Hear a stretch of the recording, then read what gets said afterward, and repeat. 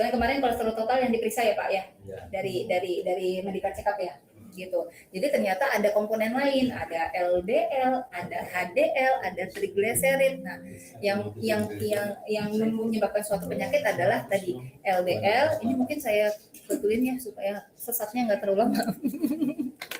Maaf ya, izin. Oh, boleh diganti jadi LDL. Ini jadi LDL. Betul, nanti kita bahas Pak lebih rinci.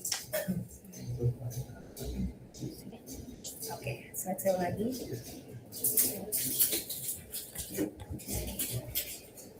Jadi kalau udah di dokternya udah sendiri, berarti semuanya naik, ya. Kolesterol totalnya naik dan atau LDL-nya naik, triglyceridnya juga naik. Next. Nah, ini ada kolesterol sama triglycerid, ini yang kita bahas lebih jauhnya. Kalau kolesterol, dua-duanya tetap dimakan, tadi kita bahas ada 4 ya, tadi jenis lipid atau lemak di dalam tubuhnya. Kalau kolesterol ini biasanya sumbernya makanannya hewani Pak. Ya, sumbernya dari hewan, makanan hewani ini juga, tapi dua-dua ini juga diproduksi dari hati. Jadi bisa kita dapat dari luar berupa makanan yang kita konsumsi, ya. Juga disintesis atau dibuat secara alami di dalam tubuh kita, ya, terutama di hati. Kenapa sih dok memang diciptakan lemak ya? Memang lemak selain sebagai sumber energi atau sumber tenaga, dia juga makanan hormon Pak. Ya, makanan hormon. Makanya kenapa saya udah kayaknya kemarin sempat diskusi sedikit sama Pak Acep ya. Kalau kita diet ekstrim berlebihan, ya, kita benar-benar kurangin lemak atau bahkan lemaknya sampai 0. Mungkin buat orang-orang maaf yang tubuhnya benar-benar gemuk, benar-benar gendut ya, cadangan lemaknya banyak. Ketika kita kurangin, ini nggak menyinggung siapapun ya. Sampai dia aku nggak lihat Mas dari tadi berusaha Posisi duduknya salah tuh. Iya, ini terlalu menghakimi ya Pak ya. Sudah biasa. Sudah biasa. Gak apa-apa Pak, bisa. You can do it ya, pelan-pelan tapi konsisten.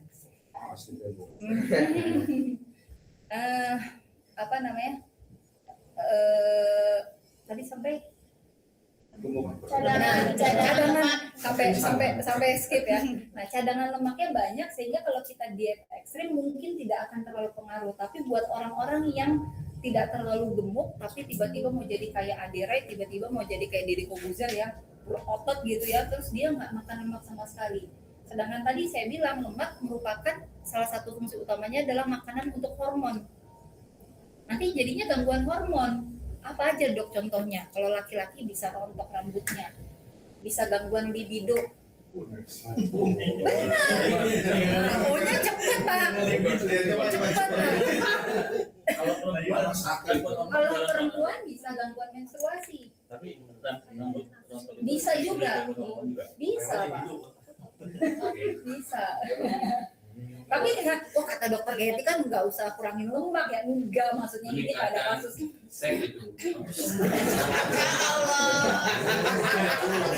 Baru Pak. Ini langsung nggak ngantuk Pak kalau udah bahas.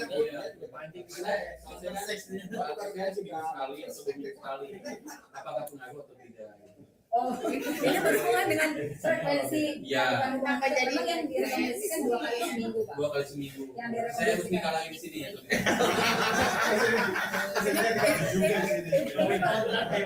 Kalau ini pertanyaannya sulit ya.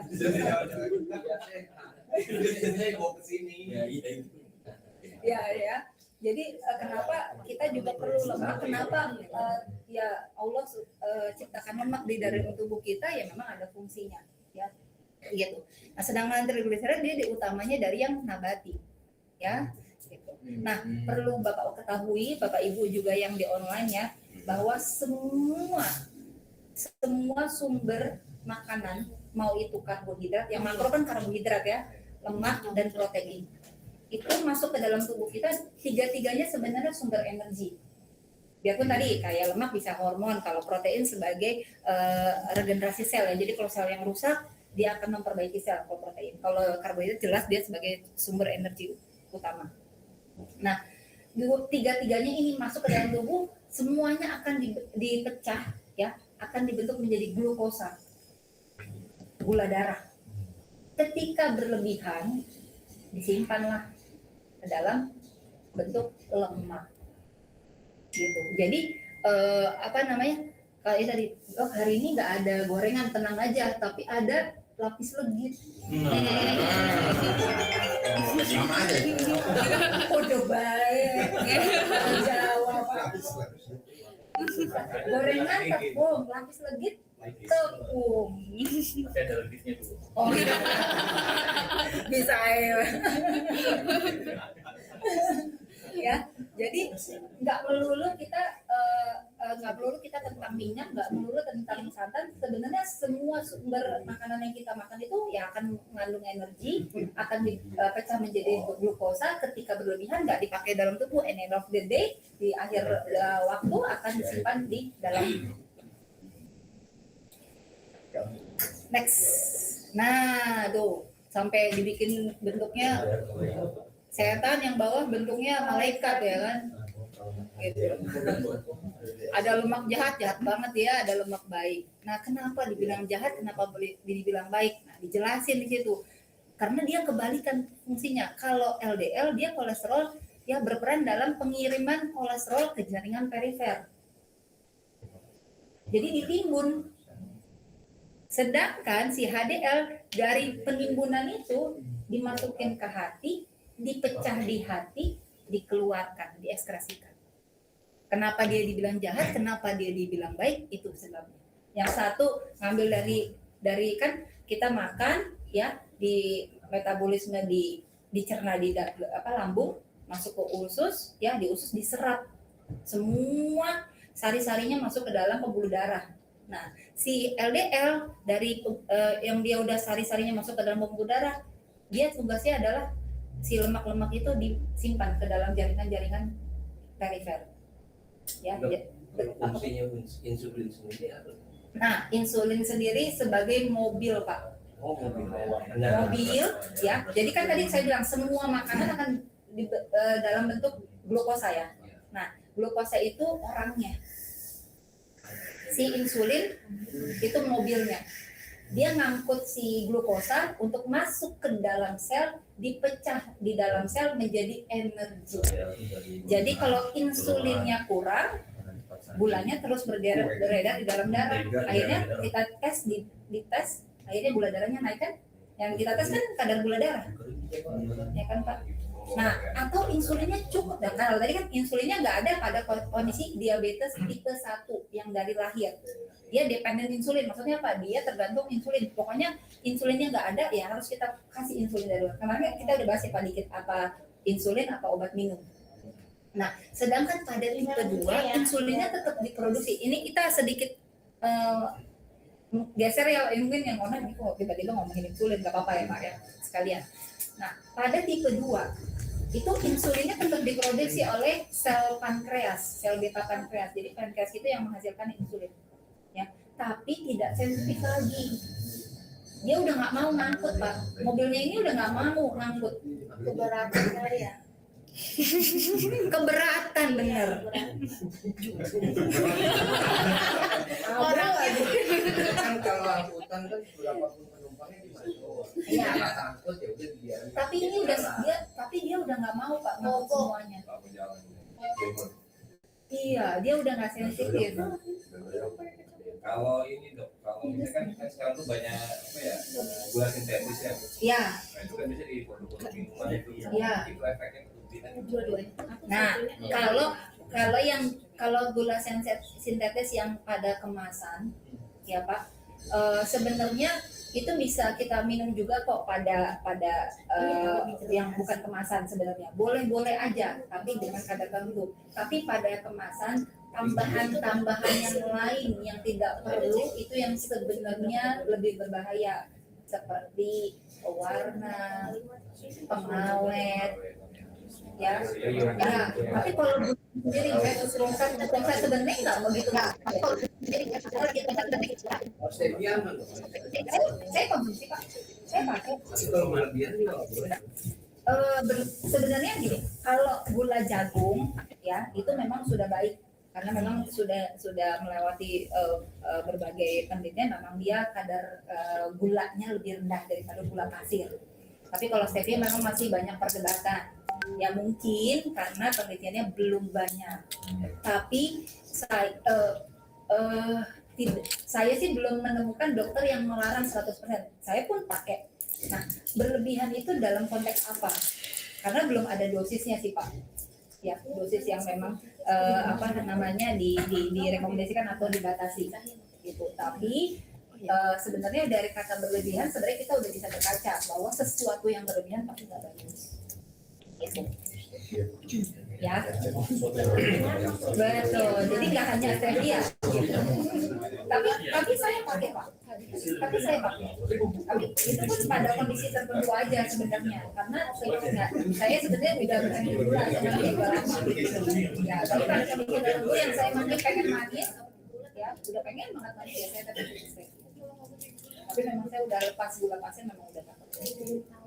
Udah lama memang. Kalau ini kan biasanya masuknya di jaringan perikar ya, Iya. jaringan darah ya, itu kan efek dari kita kebiasaan itu ya, pola makan, pola ini kan, itu cukup itu. Nah itu kan akan menyebabkan penyumbatan pembuluh darah ya. Nanti kita bahas. Oh, Oke. Udah. Soalnya kalau terlalu banyak diskusi di sini nanti yang online bingung ya. Oke. Lanjut. Nah, kenaikan kadar kolesterol total, kenaikan LDL, trigliserid, dan penurunan HDL ini adalah masalah utama ya dari kita hari ini. Next. Nah, penapisan, jadi screening. Tadi aku udah bilang dari awal, ini saling berhubungan nih. Si dyslipidemia sama penyakit metabolik nggak akan bisa lepas daripada dyslipidemia. Nah, kita akan periksa kolesterol dan lain-lain ketika kita juga menghadapi nih kasus-kasus ini, karena ini pasti berkaitan.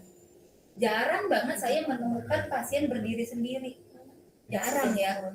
Jadi kita tanya dia merokok aktif apa enggak, dia punya diabetes atau sakit gula apa enggak, dia punya hipertensi enggak, riwayat PJK penyakit jantung koroner.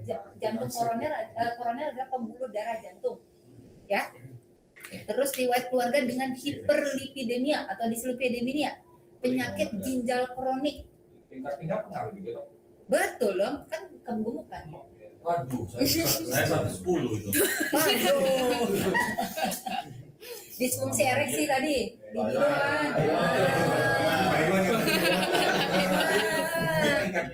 Itu mengganggu. Karena gini, karena Maksudnya ini mau bertambah kayaknya. Maksudnya gitu maksudnya. maksudnya gini Pak, karena penyakit-penyakit ini yang berhubungan dengan pembuluh darah. Ketika pembuluh darahnya tidak lancar, penyakit-penyakit jadi saling dua arah. Ya ini yang bisa terjadi. Jadi kalau misalnya pembuluh darahnya sering banget kolesterolnya tinggi, sering banget trigliseridnya tinggi, akhirnya aliran darahnya terhambat. Ya, sedangkan pada proses ereksi, ya pembuluh darah kan harus banyak ke sana, ya, sehingga terjadilah ereksi. Nah, pada kondisi yang pembuluh darahnya tersumbat tuh, Bapak Ibu, ya, yang nggak akan bisa ereksinya terjadi. Itu kenapa berhubungan, ya.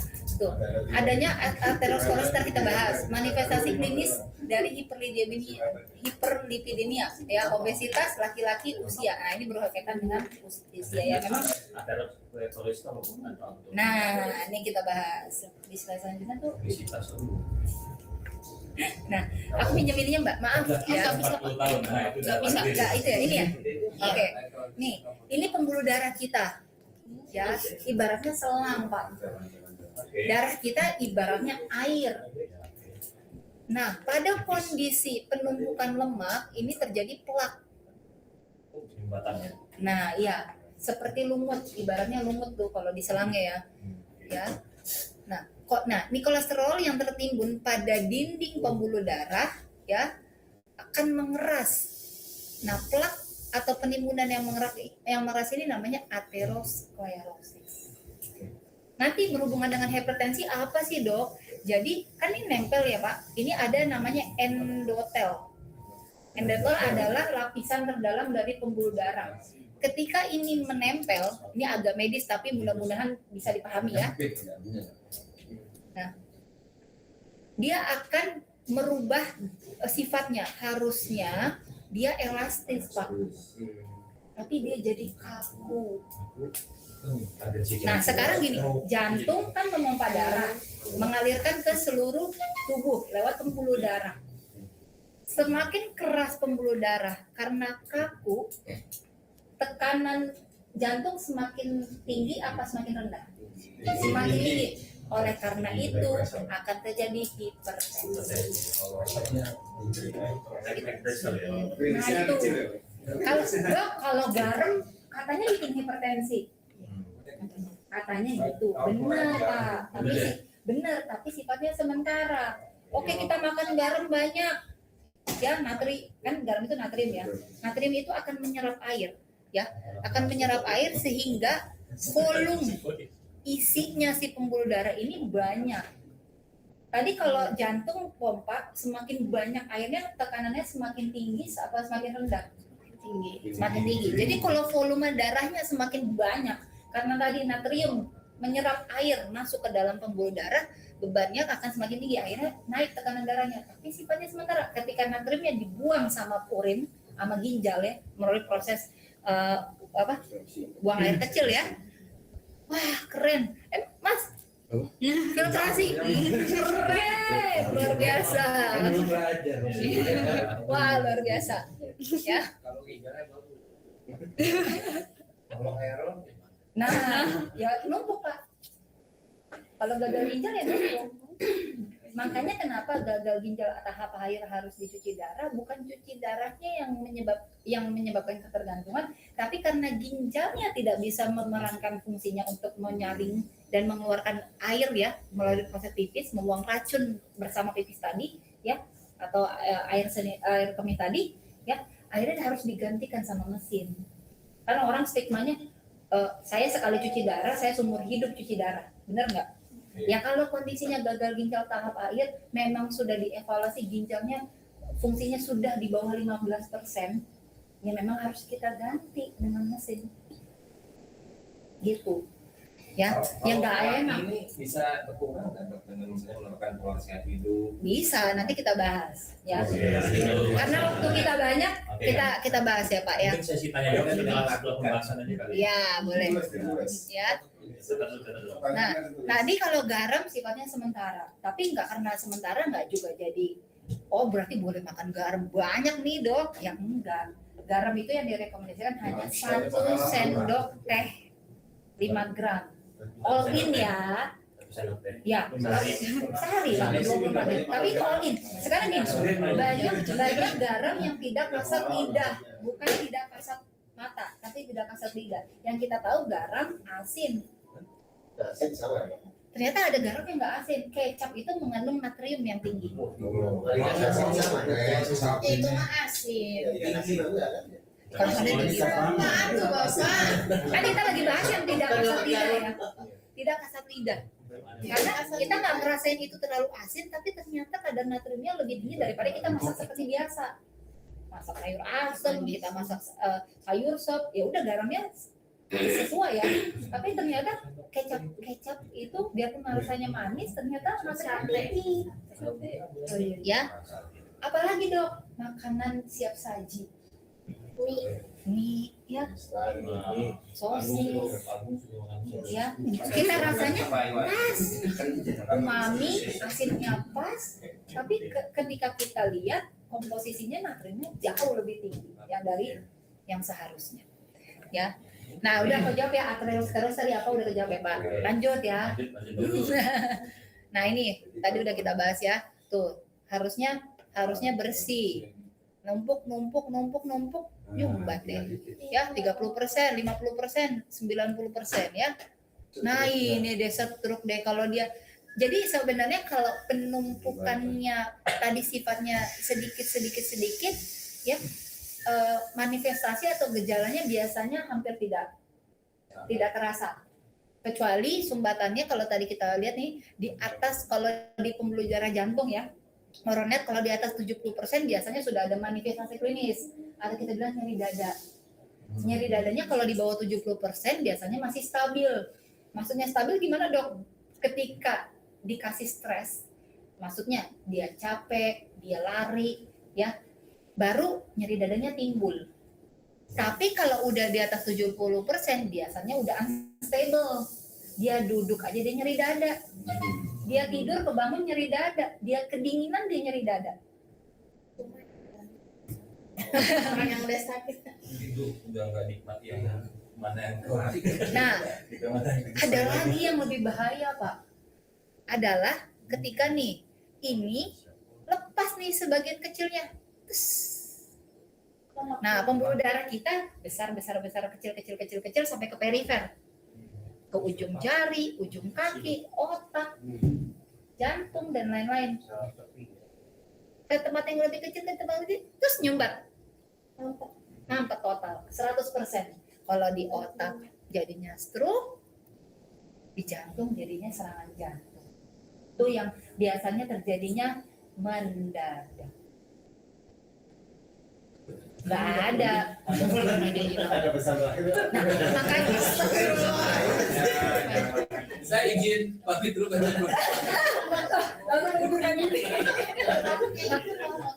makanya tadi kita penting penapisan tadi, Bapak. Kalau pesen bebek gundul siang ini.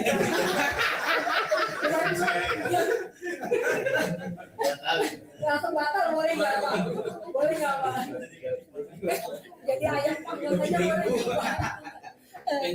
Cancel ya. Ya, makanya kenapa penapisan atau screening ini perlu? Ya karena itu tadi ada yang sifatnya mendadak. Ya, nggak ada yang mau sakit, nggak ada yang mau minum obat. Saya selalu ngomong gitu sama pasien. Tapi ketika kita memang sudah sakit, jawabannya masa kita nggak minum obat, masa kita nggak hidup lebih sehat, kan gitu. Kan kita mau cari ketika sakit, berarti kita ketemu masalah, yang kita cari kan solusinya, gitu. Ya. Ke kiri. Nah, dihafalin nggak dokter? Kagak usah, ini mah tugas dokternya ngapalin, ya. Tapi kalau mau dihafal lebih bagus lagi. Jadi lebih aware, ya kan? Nah, 4 kali lipat yang benar. Ya. Nanti istilahnya aku share Pak Asep, boleh nanti di-share ke teman-teman ya. Gitu. Nah, kalau kolesterol total ya harus di bawah 200. Ya. LDL di bawah 100. HDL harus tinggi, di atas sama dengan 60. Kalau triglycerid harus di bawah 150. Nanti pada keadaan tertentu ya, nanti LDL mungkin akan lebih rendah dari 100 tergantung dengan resiko. Biasanya pada penyakit jantung koroner, misalnya dia masuk ke kategori very high risk. Contoh ayah saya, dia udah bypass, dia nggak boleh lagi di bawah 100, harus di bawah 70. Bahkan dokternya bilang kalau bisa di bawah 50. Iya, kan ini seharusnya kan berarti kan 80 udah normal, 90 udah normal, tapi pada klasifikasi penyakit jantung koroner, penyakit pembuluh darah jantung itu nanti ada target-targetnya lagi. Masuk ke low risk, high risk, very high risk. Ya, untuk kayak ayah saya, dia sudah bypass, dia masuk very high risk, dia rekomendasinya kan di bawah 70 atau di bawah 50. Ya. Gitu. Nah, umumnya tuh kagak ada gejalanya. Dok, saya pegel nih, tepuknya. Saya cek kolesterolnya saya tinggi. Terus udah minum obat, udah. Terus obatnya terus udah dicek lagi, berhenti. Terus udah cek lagi terakhir kapan? Ya setahun yang lalu. Terus kok nggak cek lagi? Ya ulang nggak ada tepuknya pegel katanya gitu. Ya bisa ada manifestasi pegel-pegel atau mialgia ya pada tubuh, tapi itu nggak jadi gejala yang memang mengindikasikan kita harus periksa. Tadi kan udah saya jelasin penapisannya di atas 40 tahun ya, biarpun dia sehat ya, tapi sangat disarankan untuk memeriksakan. Ya, makanya sudah sangat baik ya perusahaan ini sudah melakukan medical check up setiap ya gitu. Jadi kalau udah komplikasi ya baru ada tuh, udah ada penyakit jantung koroner, udah ada stroke ya baru ada gejalanya ya, udah ada nyeri dada, udah ada lemas paru badan, udah bibir merot, ya bicara pelok ya, baru ada manifestasi. Ini trigliserid yang sangat tinggi bisa menyebabkan pankreatitis akut. Nah ini komplikasi-komplikasinya ya.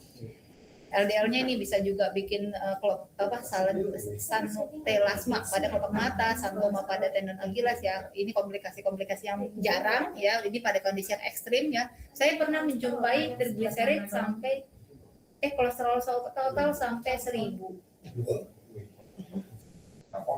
Enggak. Ya. Karena udah terbiasa. Ya, tubuh orang beda-beda, Pak. Iya. Ada yang 200 udah nggak enak badannya. Ada yang 1000 biasa-biasa aja. Nah ini nanti seperti halnya hipertensi. Dok, saya nggak bisa tensi saya diturunin, ntar saya keliengan. Ya itu sebenarnya sugesti dia ya.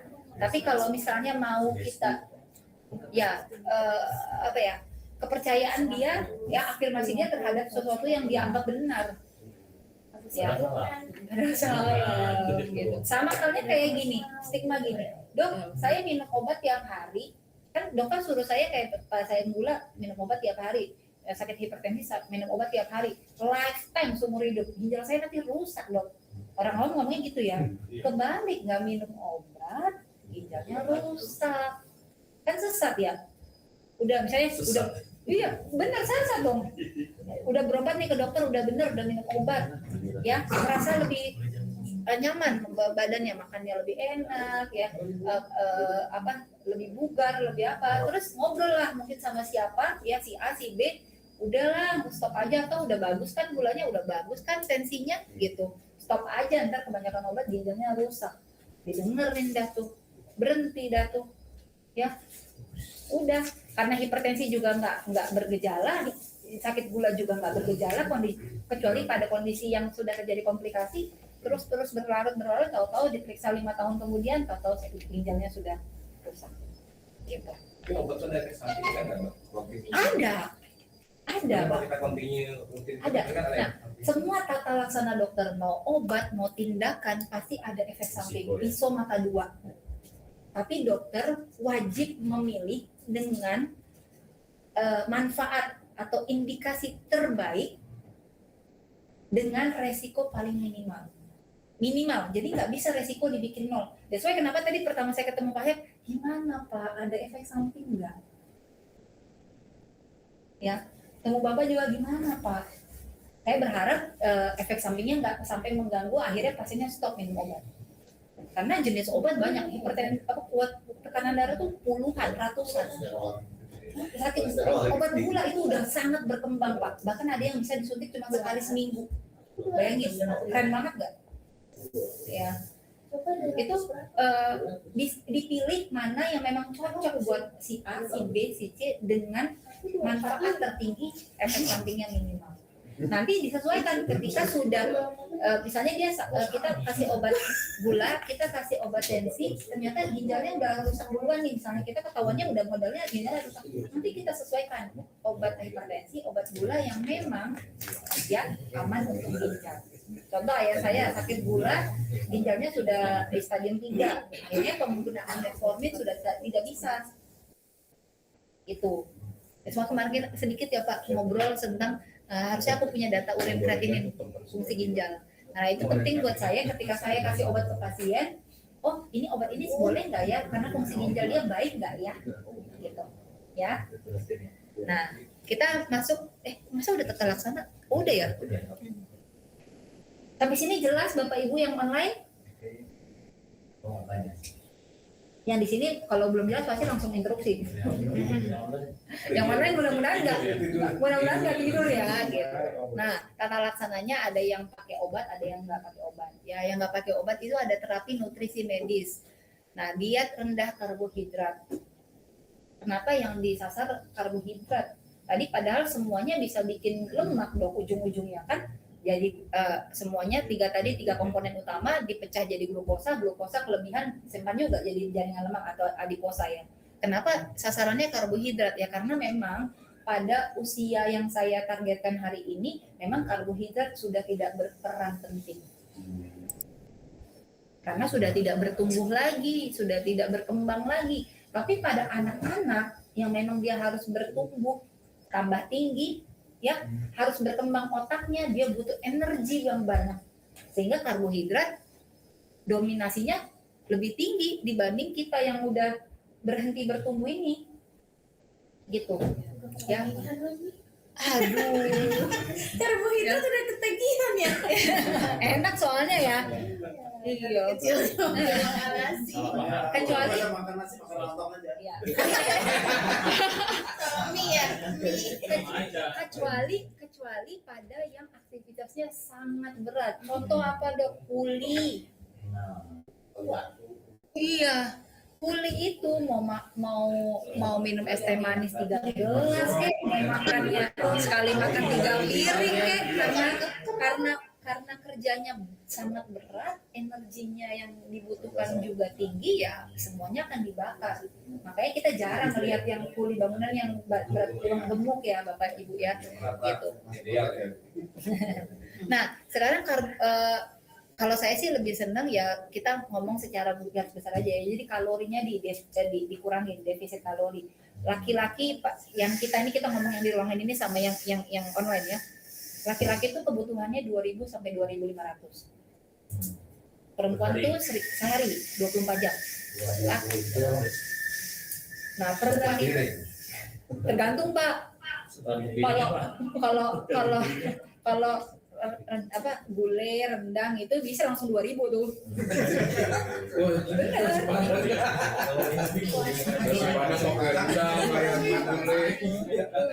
Bisa 350 minimal. Kalau 5 bungkus berarti 3 bisa mana ya? Bisa 80. Pagi siang malam 900 berarti. Cukup, katanya sih cukup. Iya. Biasanya sekali masak 2, telurnya 2. Kalau telurnya 2 apa Pak? Asal zaman ini yang 2. Jadi ada mie ada nasi juga. Nah, tadinya nggak mau dibahas, tapi aku sendiri Pak. Kita kuranginnya nggak usah ekstrim. Cewek kan 1.500 sampai 2.000, cowok 2.000 sampai 2.000. Cewek cukup 1.200 minimal. Nggak boleh kurang dari 1.000 ya. Nanti bisa hormonnya terganggu, nggak mens nanti ya. Gitu. Atau bisa sakit, malnutrisi. Ya, terlalu kekurangan kan nggak serta merta ketika kita kurangin kalori yang masuk semuanya tubuh akan langsung memecah lemak, nggak gitu. Karena ternyata yang dipecah duluan itu otot baru lemak. Sedangkan otot itu makanannya protein. Protein tadi fungsi utamanya apa kalau ingat? Sebagai regenerasi sel. Jadi kalau ada sel yang sedangkan kematian sel yang secara mikro itu akan terjadi setiap hari karena kan tubuh kita beregenerasi.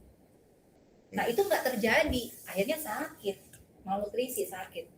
Itu kalau dia ekstrim tanpa pengawasan, tanpa ilmunya benar, sesat tadi saya bilangnya Pak. Ya pasti ada efek samping. Ya kalau cowok minimal 1.500, nggak boleh kurang dari 1.500. Apalagi cowok aktivitasnya biasanya lebih tinggi daripada perempuan, disuruh ngangkat galon ya. Kalau gitu cewek itu kan tugas laki-laki ya Pak. Tapi nanti kasus lain kan emansipasi wanita ya gitu. Namanya perempuan ya Pak ya. Dimaklumin aja. Nah itu. Nah nanti dari yang dibatasin kalorinya ini ya monggo untuk karbohidratnya di replace dengan protein. Jadi nasinya kurangin, proteinnya tambah. Betul Pak. Betul. Tapi ternyata preventif. Kenapa medical check up diadakan? Ternyata preventif itu lebih sedikit costnya daripada kuratif atau pengobatan. Ya biarpun ada BPJS, tapi kan BPJS juga ada keterbatasan, ya, gitu. Nah itu dietary approach to stop hypertension. Ya, ini terkait dengan tadi timbal baliknya ya, gitu. Yang kalau tadi pembatasan garam, ya, tadi juga kan penurunan lemak ya juga akan berkaitan dengan hipertensi. Jadi saling berhubungan.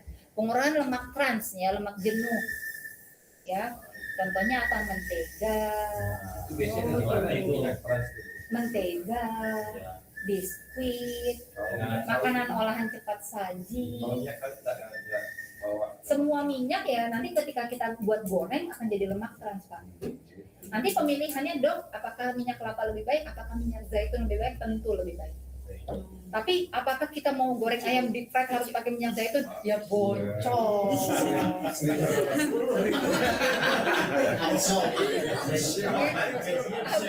Itu yang ada dokter Katie di demo apa itu? Udah gila kali dok, masa suruh goreng ayam dicemplungin gitu dia Ini zaitun. ayam ikan asin. Jangan rewel di sana, Pak. Dengan minyak. Ikan asin pakai minyak zaitun. Berapa kata lucu tuh, Pak? Aduh, gitu. Ya, diganti. Saya ibaratnya gini, ada ayam panggang, ada ayam goreng, ada ayam fried chicken. Fried chicken paling dihindarin, ayam goreng sesekali, ayam panggang paling. Ya tetap pakai minyak kan panggang. Tidak secerita sama yang goreng. Bedanya ayam, Pak. Kalau sama ayam masih ayam. Dia naik kalorinya. Sedangkan tepung itu adalah karbohidrat. Nah masalahnya ada yang jualan roti juga. Iya. Nah, Gak perlu saya tahu ya, Pak. Jadi tepung itu setara dengan karbohidrat. Bener roti goreng mau daging. Dia jabatannya sama kayak nasi, sama kayak kentang, sama kayak ubi, sama kayak karbohidrat lain. Jadi ketika dia ada, ya harus dikalahin karbohidrat yang lain. Ya, kita makan fried chicken boleh-boleh aja, nasinya tolong dikurangi. Gitu. Jadi disiasatin. Ya dok lapar, apa maksudnya nggak kenyang? Ya itu konsekuensinya. Rotinya gratis terus maksudnya. Nah, kan tiap hari lagi. Oh. Hargain kan. ya itu pokoknya makanannya semua digoreng, terus makanan Mentega cepat itu. saji, ya mentega, ya Kalau biskuit pakai air fryer itu boleh, lebih bagus. lebih bagus. Pakai minyak paling banyak. Betul Pak. Tapi boleh semprot-semprot minyak boleh juga. Misalnya lebih moist ya. Iya, lebih makan kita Air juga. fryer, Nggak pernah dapat pas Nggak pernah. kelas ya? Pasti dapatnya.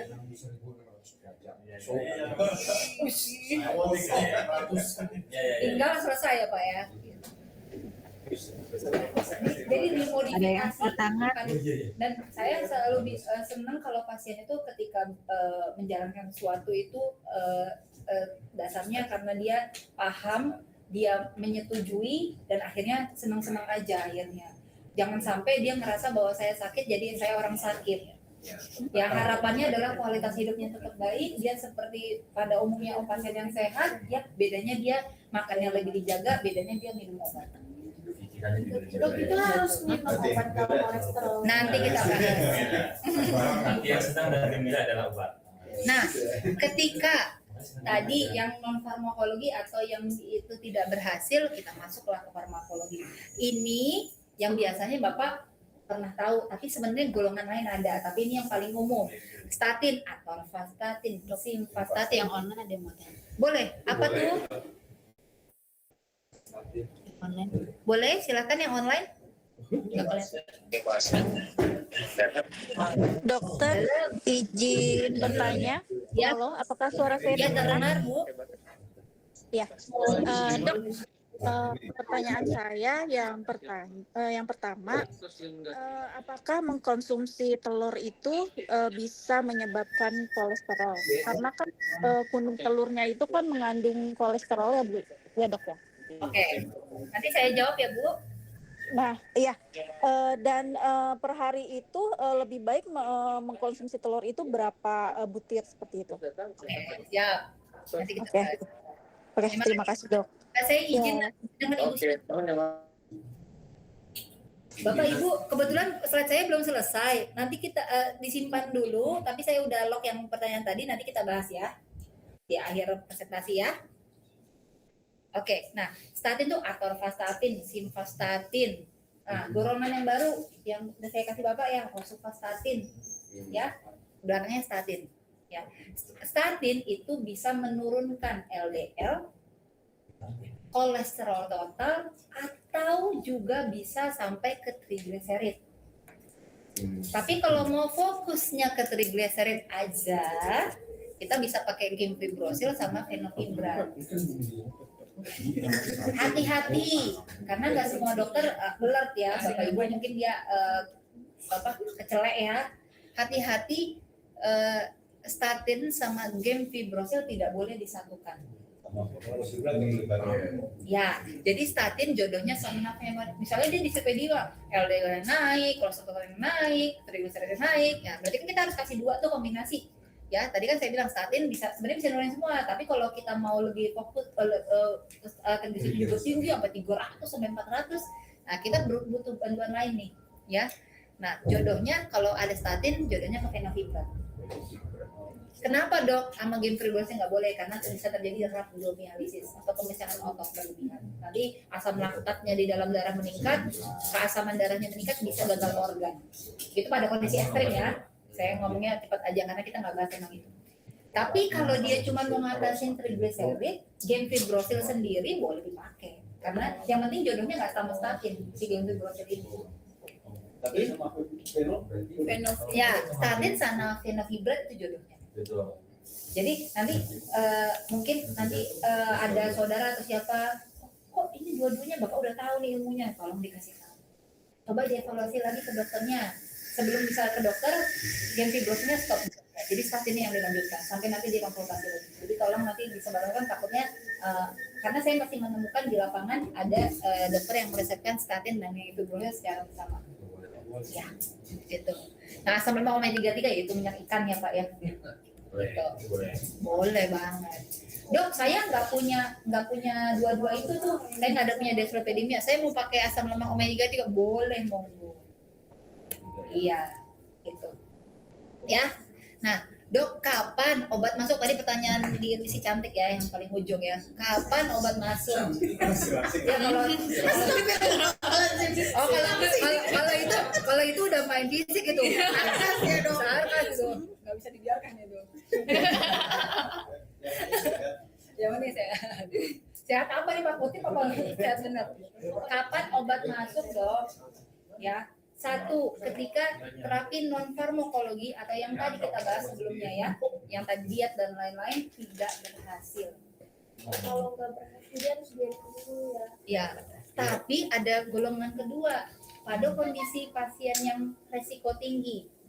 Misalnya dia dia ada dislipidemia, dia ada obesitas, dia ada diabetes mellitus, dia ada pernah serangan jantung dan lain-lain, ya. Pada usia 40 tahun, 50 tahun itu metabolismenya beda Pak sama yang 20, 30 tahun. Metabolismenya secara alami akan menurun. Kita makan nasi padang satu bungkus yang sama usia 20 tahun sama usia 30, 40, 50 beda. 20 tahun bisa di metabolisme sempurna 100%. 30 tahun sisa 90. Cuma 90. Nah itu akhirnya kan apa? Numpuk. Karena nggak semuanya bisa dibakar sama tubuh. Kemampuan tubuh untuk menjadikan itu dibakar itu berkurang. Selain metabolisme berkurang, aktivitasnya berkurang. Umur 20 tahun masih rajin futsal, bulu tangkis, tenis. 30 udah mulai mager, 40 udah nggak boleh begini.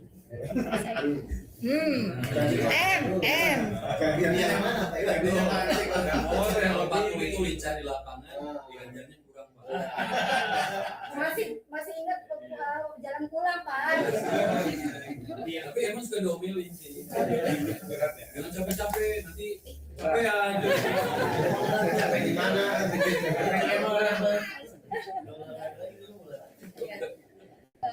Apa namanya? Aktivitasnya berkurang, metabolisme berkurang, jadi kalau makannya tidak dimodifikasi, ya pasti sakit. Ketika medical, dok, saya rajin olahraga kok. Sama umur 20 tahun sama nggak Pak? Ya tentu beda. makannya masih sama nggak sama umur 20 tahun? Masih sama. Ya nggak Lebih mungkin. parah lagi. Dulu nggak punya duit bu, masalah jual. Sekarang nggak punya duit juga kan? 40 pas lagi punya duitnya lah. Jadi balas dendam ya Pak. Sama Pak Iwan juga. Sama kedua itu. Ya. 20 nggak punya duit sekarang 20. Ketika kita menghadapi pasien itu, dokternya nggak bisa tinggal diam, kita nggak bisa paksakan dia untuk mencoba dari awal terapi non farmakologi saja. Ya, kita kejar-kejaran dengan komplikasi yang mungkin lebih cepat. Obat sudah dimulai dari awal. Jadi kombinasi lifestyle-nya dirubah, obatnya jalan. Tapi kalau masih relatif muda, aktivitasnya masih bisa kita motivasi, makannya masih bisa kita kurangin ya, atau kita modifikasi ya, obat nggak, biasanya sama dokter nggak dipilih dari awal. Terjawab cantik? Ya, jadi masuk obat itu bisa beda-beda tiap orang. Pertimbangan dokter balik lagi ya, lihat manfaatnya, lihat resikonya, lihat kepatuhan pasien terhadap pengobatan, lihat obat itu bisa didapat dengan cepat apa tidak, dia terkait dengan penjaminan, harga dan lain-lain, itu kan harus dipertimbangkan semua dokter. Ya, gitu. Next. Nah, ini bisa dibaca ya Bapak Ibu ya. Tadi udah saya bahas ya tuh. Batasi produk dairy, susu tinggi lemak, ada low fat, ada skim milk. Saya pakai skim milk. Skim milk itu kalau low fat masih ada fatnya tapi fatnya lebih rendah. Skim milk tuh zero fat. Apa ya? Contoh yang saya pakai Greenfield. Oh, Emang ada tulisannya? ada. Skim. Kalau lopet kan ada. Ayo searching di sini biar sama-sama. Ini bisa internet nggak? Bisa. Tuh. Saya Mas buat yang lembu.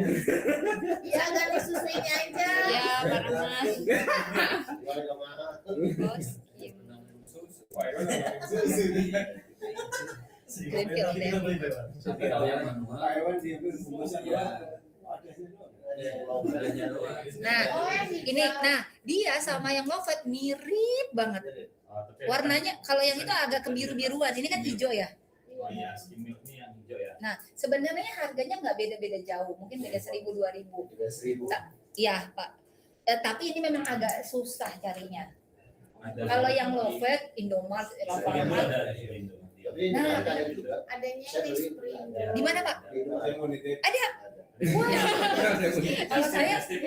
Kalau saya pasti belinya di Farmers, karena saya udah keliling, karena saya pakai ini udah lama ya, udah sekitar 3 tahun. Itu udah saya coba di daerah rumah nggak ada, jadi saya harus belinya di Farmers atau Grand Lucky.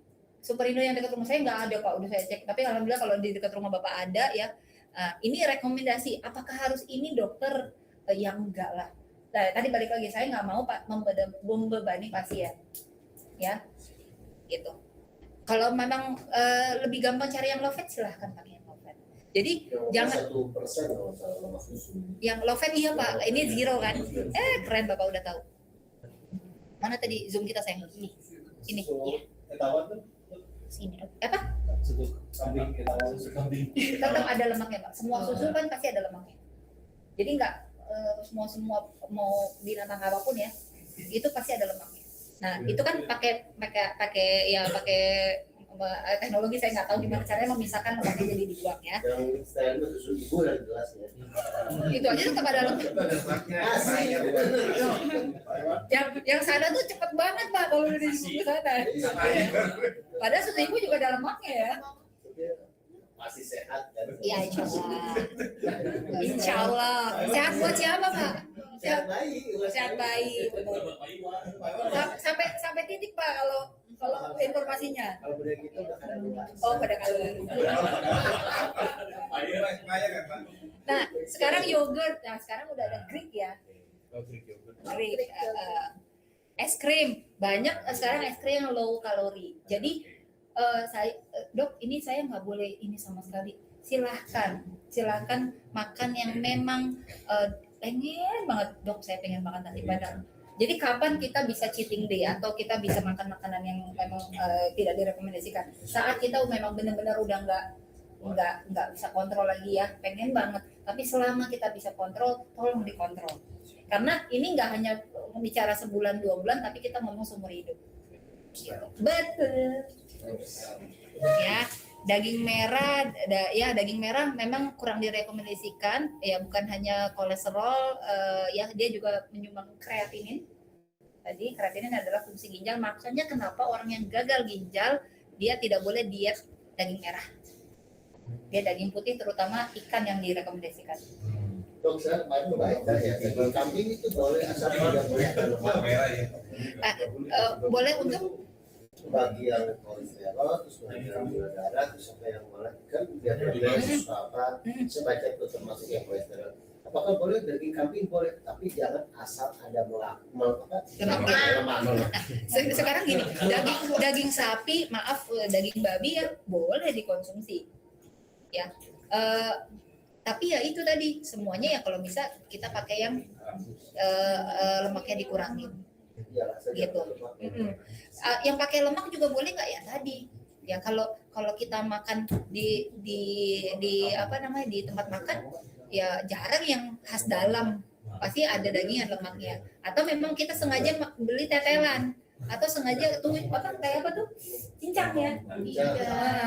Ya boleh Pak. Kapan dikonsumsi tadi aku ulang ya? Saat kita benar-benar nggak bisa tahan lagi, udah pengen banget, udah dok, ya sudah monggo, ya gitu. Tapi kalau selama kita bisa kontrol, saya sangat senang Bapak bisa kontrol ya. Daging putih itu direkomendasikan ikan, ayam, telur. Nah, Tapi kalau dagingnya merah. Pasti masak. Ini aku ada garis besarnya Pak. Ini garis besarnya aja. Garis besarnya aja. Kan pada umumnya daging ikan kan biasanya warnanya putih. Itu nggak ada istilah di buku, itu istilah saya aja biar Pak masyarakat tuh gampang ingat gitu. Nah, ada yang pernah nanya sama saya pas konsul, dok, apa namanya itu daging ayam sekarang banyak yang disuntik. Ya. Akhirnya dia disuntik hormon, akhirnya udah nggak bagus lagi. Ya saya juga kalau udah menghadapi gitu juga udah susah ya. Maksudnya saya pun nggak terlepas itu. Sedangkan saya itu tiap hari makan ayam. Saya selalu marinasi, ya udah saya potong-potong, saya marinasi, saya masukin kulkas. Jadi saya tinggal panggang. Kayak tadi pagi saya sarapan ayam panggang dada. Jadi protein aja Pak, saya masuk pagi. Iya. Saya bakar 2 sisi di teflon yang anti lengket, ya setengah matang saya masukin air panas, saya mandi. Gitu. Jadi saya selalu bilang sama pasien, menghadapi hari, tolong yang masuk pertama kali ke dalam tubuh usahakan protein. Usahakan. Bukan Korea kan? Korea ya dokter. Ya, usahakan protein dulu. Karena gini, ketika karbohidrat itu rata-rata cuma hanya 2 jam bertahan di lambung kita. That's why coba deh Bapak makan mie 2 bungkus 2 jam lagi lapar nggak? Lapar. Kan itu karbohidrat 2 jam udah hilang dari lambung. Ketika lambung kosong, reseptor otak bilang oh lambung kosong berarti lapar.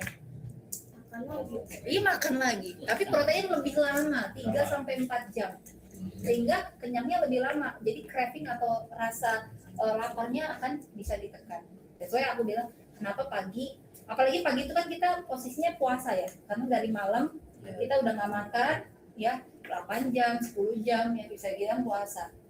Ketika kita langsung ketemu karbo dalam jumlah banyak, bertahan 1 jam, habis itu kita pasti nyari makanan berat. Iya. Bener ya Mas ya. Cemilan ya memang direkomendasikan buah. Wajib. Itu kurang kalau kalau misalnya asam uratnya bagus sih ya boleh-boleh aja. Tapi balik lagi segala sesuatu yang berlebihan ya tidak. Oke. Gitu. Sekarang kalau buah yang saya nggak rekomendasikan untuk jadi cemilan adalah pisang. Pisang itu bukan nggak boleh Pak. Pisang itu setara dengan karbo. Ambilnya. Wah, salah ilmu saya. Jadi Saya nggak makan dengan pisang saya. kalau anak kecil yang mau bertumbuh dia makan pisang sebanyak-banyaknya monggo-monggo aja. Belum dia bertumbuh kan? Kamu kan bertumbuh. Potasium itu apa? Potasium bahasa lainnya apa? Luar biasa. Kalium. Kalium. Makanya pisang tidak boleh pada gagal ginjal. Ya betul. Oh. Ya, jadi pisang ini sih nggak ada di buku ya, tapi ini ilmu yang saya pelajari karena gini, Bapak lihat saya badannya ideal, berat badannya. Nah, seumur hidup alhamdulillah saya badannya ideal. Tapi di pandemi saya pernah 75 kilo, Pak.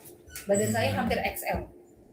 Makanya saya pernah menjalani diet, saya pernah olahraga dengan PT ya, terus saya mempelajari beberapa olahraga. Jadi nggak hanya saya baca buku, tapi saya sudah mengalami sehingga ilmu yang saya bagikan udah lebih implementatif gitu ya. Apa namanya, kalau pisang setara dengan karbo, jadi kalau makan pagi misalnya telur tambah pisang berarti udah ada karbo, udah ada protein, tapi pisang jangan lupa dia kaya akan vitamin ya gitu. Jadi jangan nanti makan pagi ada nasi ada telur tambah pisang, jadi nasi karbonya udah dua. Kalau nggak makan tapi makan pisang lupa. Sekarang pertanyaan kedua, urutan buah yang paling baik apa dok? Memang yang paling unggul itu adalah apel. Apel itu rendah kalori, tinggi serat.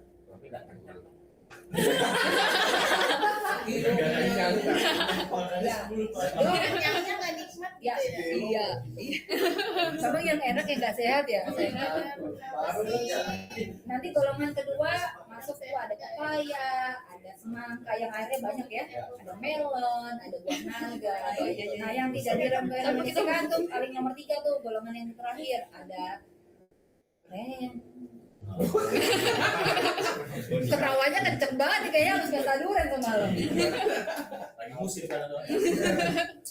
Mangga itu lumayan ya, lemaknya lumayan. Yang paling tidak direkomendasi. Sama ujung itu ya. Iya, lebih ya, jadi dia kalorinya lebih tinggi. Kan kita lagi bahas tentang ini ya, urutannya ya. Tadi kalau paling atas topnya kayak si apel. Tadi golongannya yang ketiga ini yang dihindari. Balik lagi yang dihindari kan bukan berarti tidak boleh. Golongan berapa? Itu gulanya tinggi banget. Aduh.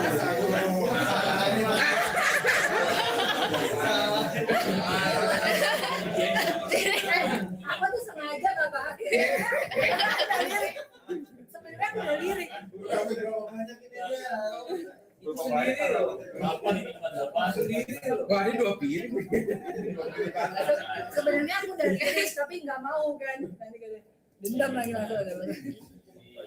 Gitu. Kalau jeruk kalau berapa? 2. Karena Apa? Masih Pak, 1, 2. Lainnya udah ini ya. Nah ini nih. Nah, kita ini tinggal dilihat aja ya, info-info tambahan. Sekarang kita masuk tadi pertanyaan. Ya, dok, makan telur itu kuningnya harus dipisah nggak? Nggak harus. Bisa. dari telur itu Setinggi apa? Nggak tinggi-tinggi. cara apa waktu perebusan itu pengaruh Lamanya atau caranya Pak? lamanya. Caranya kalau panas dulu baru masuk kan lebih baik kan. Udah rebus dulu nih, udah panas airnya baru kita cemplungin. Kan Tingkat kematangannya tuh Oh itu namanya kan beda-beda. Chef Renata Kalau di buku sih nggak ada Pak. Dia cuma bedanya adalah telur rebus, telur goreng, telur apa yaitu baru beda kalorinya. Tapi kalau direbus dengan kematangan tertentu sih nggak dibahas. Ada Pak, tapi nggak beda jauh, nggak signifikan. Maksudnya itu nggak worth it sehingga Bapak ikutin. Oh yang setengah matang yang paling direkomendasikan. Oh yang matang ketika gini, saya balik. Bapak yang setengah matang lebih baik ya. Ternyata pasiennya nggak senang setengah matang. Sengsara nggak dia? Sengsara. Padahal kontribusinya nggak besar. Paling bedanya misalnya telur rebus ya itu kan sekitar 100 kalori. tergantung telurnya ya, tergantung jenis telurnya apa. Tapi kalau kontribusinya besar ketika satu telur rebus, satu telur ceplok, satu telur dadar, satu telur gulai. Nah itu kontribusinya besar. Saya nggak seneng dong telur rebus, tapi itu baik buat bapak. Jadi saya maksain dia worth it timun laut. Gitu. Jangan sampai yang kontribusinya dikit tapi kita paksakan di pasien, pasiennya kasihan. Gitu. Ada sih saya pernah lihat ya infonya itu ada perbandingannya kematangan makanan juga, nggak hanya telur, kayak daging ayam, yang kayak daging sapi itu juga berpengaruh. Tapi nilainya nggak besar tapi yang membedakan adalah dengan apa dia dimasak, dengan minyak kah, dengan santan kah, nah itu yang kontribusi. Nanti kalau dulu saya lumayan strict dengan kuning telur. Tapi ternyata ahli gizi mengatakan tidak segitu. Katanya kolesterol sering makan kolesterolnya tinggi gitu. Kalau Bapak bisa hindari, monggo dikeluarkan. Tapi kalau misalnya senang, kok makan aja. Misalnya pagi mau 2, senang telur kuningnya, ya udah kurangin 1 kuningnya, satunya tetap dimakan. Oh ternyata dia nggak doyan kuningnya, ya dua-duanya dua-duanya dimakan tuh nggak masalah kok. Aku belajar ya dari ahli gizi, enggak kok, enggak segitunya. Tapi ketika tadi dia jadi di bule, ya itu yang karena saya lebih takut itu akan minyak sama santan. Itu kontribusinya jauh lebih besar. Ya, nah ini benar-benar menjawab yang tadi. Nah rekomendasinya berapa dok sehari? Masa mau 24 jam makan telur? Nah, sekarang saya ajarin gini, kebutuhan protein kita kalau kita nggak diet itu sekitar 0,5 sampai 1 gram per hari, per kilo per hari. Kita pakai berat badan ideal perempuan 50-60, laki-laki 60-70, misalnya gitu. Karena masa otot laki-laki sama masa tulang biasanya lebih besar ya Pak. Jadi biasanya laki-laki kan mostly lebih tinggi dari perempuan. Makanya saya bilang saya ambil range gitu. Nah, berarti kan sekitar 30 sampai 30 sampai 70 0,5 3 ya kan? Oh ya. 25 sampai 35. Ya. Ya. 0,5 sampai 1 gram. Yang benar, saya ralat. 0,5 sampai 1 gram. Berarti range dari 25 gram bisa sampai 70 gram. Nah, 1 putih telur itu proteinnya sekitar 11, 10 sampai 15. Besar kecilnya ada telur biasa, ada telur ayam negeri, ada telur ayam kampung, ada telur puyuh ya. Puyuh tuh kolesterolnya tinggi ya. Nah, ada telur omega ya. Saya nggak hafal satu-satu, tapi yang saya tahu dia belasan. Ya. Berarti sehari kita bisa butuh 7 telur. Gampang sebenarnya ya, pagi 2, siang 3, malam 2. Dok bisulan enggak? Aduh, maaf sampai muncrat. Dok bisulan enggak? Ya enggak sih. Tapi mungkin ada orang yang sensitif, dia nggak alergi Mas. Dia nggak alergi tapi dia sensitif. Ya, jadi mungkin kalau memang terlalu banyak ya emang bisa bikin bisul ada. Tapi sebenarnya enggak, selama nggak alergi sih enggak gitu. Ya, jadi kebutuhannya berapa? Nah itu hitung. Ya. Kalau ikan itu lebih tinggi Mas kolesterolnya. Ikan laut kali. Ya iya betul Pak. Dibanding apa tuh? Itu dari ikan bawal. Ikannya ternyata Ikan air kalau tawar lebih sama tinggi. ikan biasa. Iya, ini ikan laut Pak. Ikan laut memang kolesterolnya tinggi. Semua hidangan laut, udang. Daging putih ya. Karena Iya. dia minum garam dia. Ini kan dagingnya asin. Cumi, udang, piting tuh tinggi banget. Betul. Ya. Gitu. Nanti bagusnya ikan Ikan tawar. tawar ya, gurame, Lele. ikan lele. Sop lele aja, sop lele. Suruh masakin Pak. Iya. Iya, gitu. Ya, jangan wah kata dokter Gedi berarti saya targetnya 7 telur sehari ya. Modifikasi, pakai dada ayam bakar. Dada itu satu yang besar itu sebenarnya udah sekitar yang 200 gram ya Pak. Itu udah sekitar proteinnya ya, itu udah sekitar 100-an. Sebenarnya kalau kita nggak diet itu sebenarnya udah cukup. 200 gram ya, dadanya doang ya Pak. Tapi kan 40.000. Dada viran itu sekilo 60.000. Iya, biasanya harga ini kan Setengah gram. Oh, Yang setengahnya ya. nggak berapa lagi. Oh ya, berarti. gitu. Ya, tapi kalau mau diet naikin bisa sampai 1,5 sampai 2 gram kalau sampai. Kalau mau diet yang mau turun berat badan, dok, kok mau turun berat badan, proteinnya malah naik, kalorinya naik, telur. Nah, tadi proteinnya naik, karbohidratnya naik ya. Jadi pagi cuman protein doang, siang boleh pakai nasi, malam kalau boleh protein sama serat aja. Itu cara gampangnya. Formulanya pakai Iya, gitu. Memang pada tahap awal akan sedikit menderita karena mungkin rasanya tidak terlalu kenyang, gitu. Tapi coba Pak dijalanin dulu. Nanti bulan ketiga ya itu biasanya sudah mulai terbiasa, nanti udah enak ngejalaninnya gitu.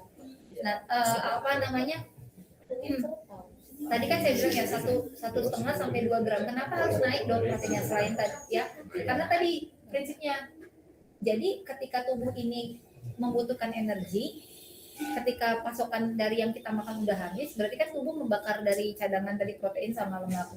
Karena yang dibakar duluan protein. Makanya kalau dietnya salah, dia yang penting cuman jumlah kalorinya doang dok yang diturunin, tapi dia nggak mencukupi kebutuhan protein. Turun berat badannya, tapi lemaknya nggak turun, ototnya hilang. Jadi kenapa kita up proteinnya ketika berat badannya turun, nanti tubuh proteinnya udah coba dibakar, tapi karena kita supply lagi, ototnya nggak akan jadi dibakar, tubuh akan switch membakar lemak. Itu jawabannya. Jadi kenapa harus memenuhi kebutuhan proteinnya, itu jawabannya. Kalau olahraganya pas posisi perut kosong atau enggak? Yang bagus perut kosong. Yang biar kesakarnya. Iya, Kosong ya. iya. Tapi kalau dia nggak terbiasa dengan perut kosong, jangan. Tapi kalau mau olahraga, sarannya jedanya 2 jam supaya tidak mual. Jadi paling nggak kan tadi bilang kan karbo 1-2 jam, protein 3-4 jam. Nah, kenapa saya bilang 2 jam? Paling nggak yang paling berat udah turun dulu. Udah lambungnya udah mulai kosong, jadi nggak mual. Sedangkan olahraga kan mungkin gerakannya ada yang kepalanya di bawah ya, gitu. Jadi akhirnya bisa mual. Biar kalorinya. Betul, boleh. Selain itu coba. Ya, tapi kalau dia nggak bisa, dok, aku kalau olahraga nggak makan dulu saya kelingan, ya udah makan aja, tapi tolong gunain 2 jam supaya nggak mual aja. Gitu. Tapi kan kita nanti ujungnya apa sih? Ujungnya kita ngitung sehari butuhnya berapa kalori, yang kita udah bakar berapa kalori, ketika defisit lemaknya dibakar. Nanti lama-lama akan turun berat badannya. Gitu. Nanti kalau berat badannya udah ideal, dok, aku boleh dok kembali yang ke lemak? Jangan. Makannya tetap seperti itu, keuntungannya bisa ngemil lebih banyak. Bisa ngemil lebih banyak. Mau porsinya dinaikin, tapi biasanya sih kalau udah jadi lifestyle ya, kayak saya nih, susah makan banyak, susah. Tapi saya jadi bisa ngemil. Gitu. Tapi milih mereka nggak tahu kayak yang mau buat Iya. Dan ketika udah jadi lifestyle, ngemilnya juga jadi enak-enakan Pak. Iya karena udah ini ya, udah mindset ya, jadinya udah itu. Saya ngomong ini kedengarannya klise, tapi realistis. Apa adanya mau yang mesti dilakukan itu. Susah. Gitu. Tapi mustahil enggak. Ya memang harus perlahan-lahan, tapi terusan. Insya Allah ada ininya, ada perbaikan pasti di gitu. Ya masalah telur, ibu tadi yang nanya udah jawab belum? Kayaknya udah ya. Boleh kuning telur boleh. Berapa? Tadi saya udah bahas ya, 0,5 sampai 1 gram per kilogram berat badan per hari. Ya, telur itu satu telur itu sekitar 11 kalori. 11 gram protein. Dah ya. Ada lagi yang mau nanya? Di luar ini boleh. Kita sampai jam berapa Pak? Offsetnya? 12. Jadi Itu ada bekas. yang saya regress rate-nya 604. Kemarin kenapa nggak ketemu aku? Terus Dia LDL-nya 126. Heeh. Total kolesterolnya 328. Ini tobatnya nggak boleh setengah-setengah ini. Ini tobat nasuha ini. Iya. Di Agustus, tapi aku kemarin udah diet segala macam, sekarang di Oh, itu udah. 200 Itu tambah obat. 205. Tambah obat. Di seminggu doang. Apa yang Bapak Minum. maksud? Minum hidrat. Aja. Iya. Tapi seminggu habis itu Bapak modifikasi diet berkurang. Ya. Berarti diet kontribusinya jelas ya Pak. Bapak sudah lihat ya. Ya, Nah, jadi sama tensinya juga tadinya dengan kondisi tadi itu di 140-an, sekarang di 100. related nggak? Ya. Bener ya, Ya. yang saya omongin Jadi, ini bener ya. Memang mungkin ada penyempitan itu ya, Dok, ya. Jadi, Betul. Ya, tapi tapi kalau saya sih saran Pak, apalagi gini, Bapak badan cukup ideal, berat badan ya kan? Kan melihat dari tadi 80, sekarang udah 1 bulan ini udah turun di 80 ya, 72. Nah itu sebenarnya itu 1 bulan Pak, terlalu ekstrim Bapak, dia ekstrim banget ya. Enggak juga sih, pengurangan aja. Ya mungkin apa Bapak minumnya cukup 2 liter, ya itu naikin metabolisme memang. Minum air putih yang cukup itu naikin. Olahraganya Bapak naikin ya. Yang banyak mereka. Sebenarnya untuk sebenarnya itu terlalu cepat Bapak turunnya berat badannya ya. Tapi kalau Bapak nggak diet tapi nggak apa-apa gitu. Sebenarnya rekomendasinya maksimal 4 kilo sebenarnya Pak per bulan maksimal. Berapa maksudnya? 4 kilo sebenarnya. Susah Kalau cewek Iya, iya. Maksimal turun 3 gram doang. masih aku targetnya kalau memang mau setahun bisa. Kalau untuk Bapak masih seneng kacang-kacangan tadi. Masih matahari sih. Ya kan tadi kan kita dia dari nabati ya. Ya. Dari kacang-kacangan gitu. Mungkin Bapak konsumsinya masih ada, tapi kan nggak boleh saya stop. Ya. Untuk film itu harus berapa lama dikonsumsi? Boleh terus selama nah ini kan kasus Bapak nih dengan berat Bapak yang cukup ideal sekarang kan kedua yang cukup nggak masuk ke obesitas ya. Kalau sekarang BMI-nya masih di 25. overweight ya, jadi kan nggak obesitas. Nah ternyata di dalam tubuh Bapak menyimpan segitu jeleknya. Iya. Kalau maaf di dalam tubuh ya, maksudnya sudah yang hal-hal tadi yang nggak bagus. Tapi maaf, yang gemuk belum tentu loh kolesterolnya, gitu. Tapi dengan gemuk sebenarnya kan menjadi alarm buat kita. Kayak tadi screening obesitas harusnya kita cek. Tapi untuk orang yang cukup ideal, jadinya sombong. Saya nggak mungkin tuh Kolesterol. saya nggak mungkin tuh kolesterol, gitu. Nah, kalau untuk kasus Bapak, nah dengan segini masih tinggi, udah modifikasi diet dan lain-lain, berarti memang obat sudah tepat untuk dikonsumsi. Jadi nggak bisa seminggu pertama. Dietnya saya udah ancungin jempol, udah bagus banget. Maksudnya dengan pasti bersih deh Pak, karena nggak mungkin berat badannya 8 kilo. Iya, 8 kilo loh, ekstrim loh itu. Makannya dikit Pak, kemarin juga. Iya, maksudnya usaha yang Bapak lakukan, modifikasi lifestyle saya apresiasi. Karena itu pasti nggak mudah. 1 bulan pertama itu pasti kangen. 2 minggu pertama lah ya. Iya, pasti kangen gorengan, kangen nasi bebek. bayang itu. Iya, sate itu Pak. Makanya saya bilang saya apresiasi. Karena pasti Bapak melaluinya sudah dengan usaha. Tapi berkat sel di dalam nggak di ajak keluar kota itu. Kalau keluar kota ada ke sana kan. Nah, tolong Pak, atorvastatin plus fenofibrate. Boleh ya. Ya, jadi atornya 20 malam, fenofibrate 300 malam. Bapak pakai yang 300 kan? Iya. Ya.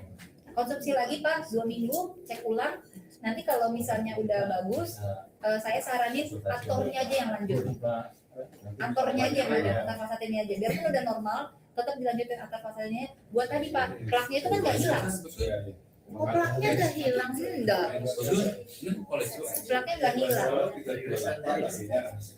Plaknya itu hilang terkikis sedikit-sedikit dengan pengencer darah. Iya. Iya. Tapi apakah pasien dengan kolesterol apa kita ya kan enggak. Kita ngejaga yang tetap sehat. Nanti gini, nanti dia bisa hilang selain mengencer darah adalah pakai nitrat oxide atau antioksidan. Itu kita bisa dapat dari mana? Makanan yang sehat. Tapi lama prosesnya. Yes. Pintar. Dengan olahraga itu bisa terkikis pelan-pelan. Jadi makanya dijaga dengan olahraga gitu. Betul. Nah, tadi kenapa saya bilang ketika nanti Bapak minum yang tadi kan? Ya, 2 tadi atau 20 gemfibrosol 300. Evaluasi 2 minggu. Kalau sudah normal, tolong angkat fasenya dilanjutkan. Boleh Bapak jedain 2 hari sekali. Jadi buat maintain. Dulu sempat ada yang Keno nggak boleh sama statin ya. Jadi takutnya Gemfibrosil yang nggak boleh. Oh, Nah, tadi kan udah jawab ya. iya. Jadi gemfibrosil nggak boleh bersatu sama statin. Tapi kalau gemfibrosil yang sendirian boleh. Tapi Satu venus waktu atau pagi malam dua-duanya. dua-duanya malam. Iya, langsung minum dulu. Terus sama satu lagi yang asam urat 924.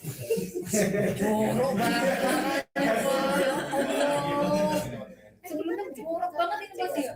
Iya benar ya Pak. Sekarang udah 1,9. Ya, tadinya pakai allopurinol Ya. enggak? Kayaknya terakhir seminggu pakai Oh, itu. seminggu dan Ya udah. Nanti kalau itu udah rendah, ya udah dietnya aja yang dijaga ya Pak, kacang-kacangan terus jeroan itu dihindari. Tapi kalau saya saran seperti tadi kenapa harus tetap diminum lifetime ya. Kalau udah normal nanti Bapak minum 2 hari sekali. Jadi buat maintain tadi pembuluh darahnya. Iya, ada 2. Iya. Terjawab Pak? Oke, siap. Oke. Dok, mau nanya lu. Yang ini yang online. Oh ya udah boleh. Online. Monggo. Siapa yang kamu Ini PPIC. PPIC dulu ya, silakan.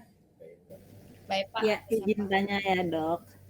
Ya, boleh. Mau tanya, kalau kolesterol tinggi itu ngaruh nggak ke untuk bikin susah tidur? Oke. Makasih. Dengan senang hati. Itu ngomongin Pak Iwan berarti. Apa katanya? Lagi dong. Susah tidur. Usahanya nikah.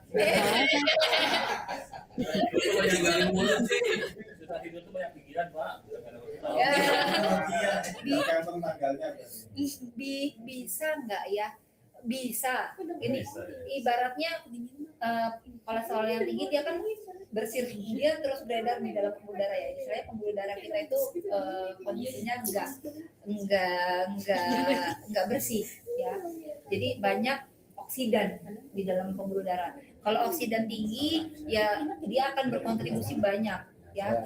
Kebugaran pasti juga terpengaruh ya. Kualitas tidur juga berpengaruh ya. Kesehatan, imunitas itu pasti berpengaruh. Tapi itu akan dampaknya besar enggak. Kalau sampai benar-benar mengganggu tidur, terus yang baru ketahuan adalah kolesterol, jangan disalahin kolesterolnya aja. Gali lagi lebih dalam. Ada stressor lain enggak? Misalnya ada masalah yang sedang dihadapi, ya. Misalnya ini kan saya ngomong misalnya. Semua yang salah Cintaan. Karena insomnia sering dikaitkan dengan psikis, sering dikaitkan. Saya bilang sering dikaitkan. Tapi masalah fisik ya atau organ apakah juga bisa pengaruh? Bisa. Tapi paling sering, apalagi kita lihat pasiennya mungkin relatif lebih muda usianya, ya, gitu. Mungkin kita ganti yang lain. Jadi kalau satu-satu kontribusinya kolesterol insomnia, saya bilang kalau kita ngomong ya, gitu. Bisa nggak bisa, tapi kayaknya sih nggak itu doang deh, pasti ada yang lain. Nggak signifikan ya, Pak. Iya, kita gali yang lain yang mungkin kontribusi lebih besar. Pikiran itu kayaknya. Satu lagi, ini Ibu Nadifa silakan. adik. Selamat siang dok, mau tanya dok. Boleh Bu Nadifa. Oh, coba cek kolesterol lagi juga. Apa dokter ya? Ya Bu Nadifa silakan. Iya, Aku pernah dengar katanya kalau kacang kan kacang tuh masuk ini nggak sih protein nggak sih dok? Terus aku pernah dengar juga kacang itu kalorinya tinggi ya. Nah kalau misalkan kita konsumsi kayak sate ayam tuh sate Madura, ketoprak itu kan pakai kacang ya. Itu direkomendasikan tidak untuk misalkan diet atau ngejaga pola makan gitu. Artinya pakai lontong lagi.